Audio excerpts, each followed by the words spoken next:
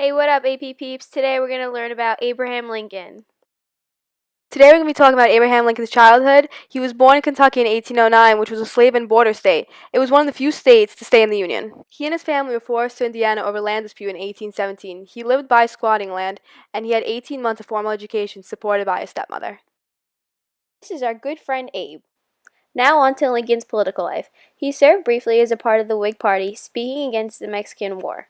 He then ran for Senate in Illinois in 1858 and lost to Stephen Douglas.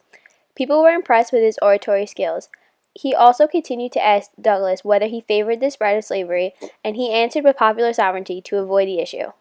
Lincoln was against the institution of slavery his whole life. He was an advocate for the American Colonization Society, which basically meant that he was for white people's jobs.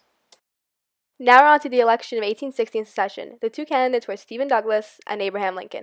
The Republican Party chose Lincoln in 1860 as their standard bearer. Our boy Abe's platform was that he would not tamper with slavery where it already existed, but promised to block expansion to the West. The Southerners were very unhappy, as usual. He did not win popular vote, but won the electoral vote. In your hands, my dissatisfied fellow countrymen, and not in mine, is the momentous issue of civil war. The government will not assail you. You have no oath registered in heaven to destroy the government, while I shall have the most solemn one to preserve, protect, and defend it. This was a part of Lincoln's inaugural address. It explained that he would preserve the Union till the end of the war, but the South had contrary ideas. Alright, on to the onset of war. Once inaugurated, Lincoln made it clear that he would not tolerate the South's secession, but also didn't want to initiate war with the Southern states. The presence of Union troops at Fort Sumter in South Carolina proved to be the match that ignited the war. Confederate states would not tolerate the United States flag over Fort Sumter.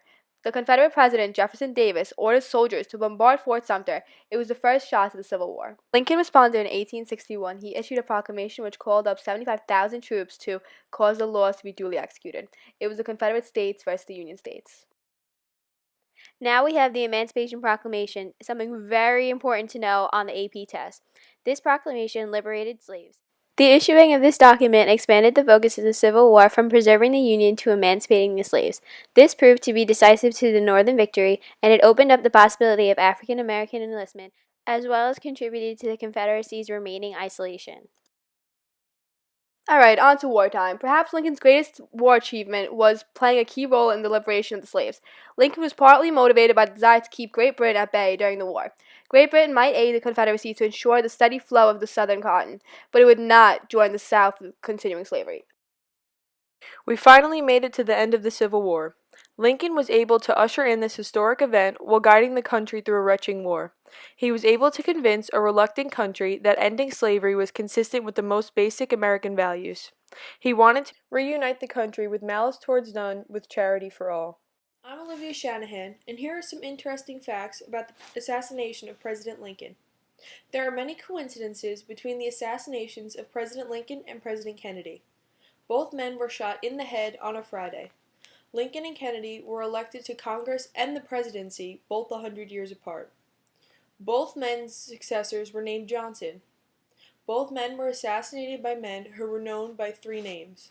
Lincoln was assassinated by John Wilkes Booth, while President Kennedy was assassinated by Lee Harvey Oswald.